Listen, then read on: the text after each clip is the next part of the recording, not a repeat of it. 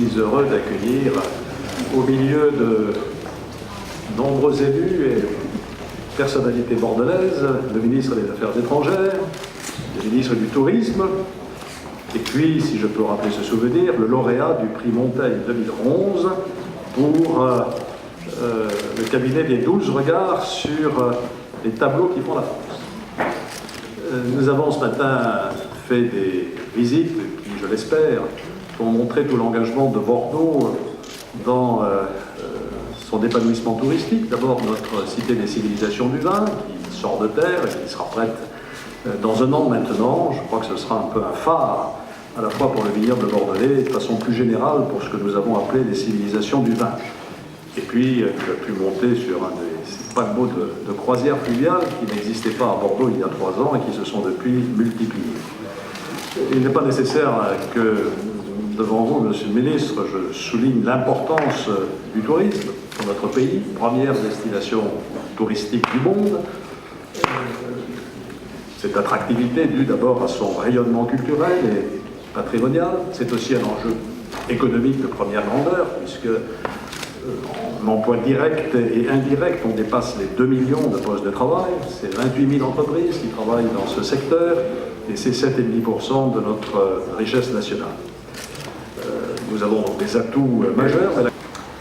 Mesdames et messieurs, chers amis, je crois me rappeler que la dernière fois que nous avons prononcé un discours côte à côte, c'était en mai 2012, dans les jardins du Quai d'Orsay, et vous m'aviez transmis les rênes de cette magnifique maison qu'est le ministère des Affaires étrangères. Je veux rassurer chacun, il ne s'agit pas ici du même exercice appliqué à Bordeaux. C'est tout à fait clair. Si je suis venu ici avec plaisir, c'est parce que Bordeaux et toute la région sont des lieux magnifiques qui, en matière de tourisme, se développent de façon remarquable. Qu'il se trouve que le ministère des Affaires étrangères maintenant s'occupe aussi du tourisme et du commerce extérieur et qu'un jury indépendant a décidé que parmi les projets de contrat de destination, c'est ainsi que ça s'appelle, qui lui ont été proposés, Bordeaux et sa région devaient être honorés. Donc nous allons signer dans quelques instants ce contrat de destination, que je crois que nous avons d'ailleurs déjà signé, mais 2 fois valent mieux qu'une. Ce qui a été dit à l'instant par Alain Juppé sur le tourisme est parfaitement exact. Je ne sais pas pourquoi, pendant très longtemps, le tourisme n'a pas été considéré à part entière comme un secteur économique, alors que c'est un secteur absolument essentiel et dans lequel, ce n'est pas vrai pour tous, la France est au tout premier rang et possède, comme on dit dans un certain jargon, des avantages comparatifs. C'est tout à fait vrai que lorsqu'on interroge les citoyens du monde, en leur demandant quel est le pays où vous voulez vous rendre en priorité, ce qui sort en numéro 1, c'est la France. Ce n'est pas vrai dans tous les domaines, mais dans celui-là. Or, il se trouve que ce secteur du tourisme va, dans les années qui viennent, se développer énormément.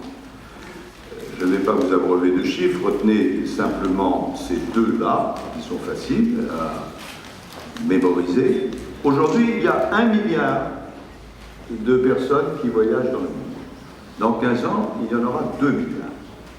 Et donc, si nous sommes capables, nous, la France, de capter une partie significative de ce milliard existant et de ce milliard à venir, eh bien, la situation économique de la France se présentera différemment. Parce que, comme cela a été très bien dit, le tourisme, c'est d'abord de l'emploi, et de l'emploi non délocalisable.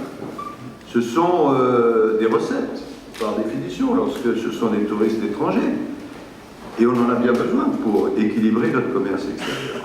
Donc, il faut mettre l'accent sur le tourisme. C'est l'objet de ces contrats de destination. Il y en a jusqu'à présent 11.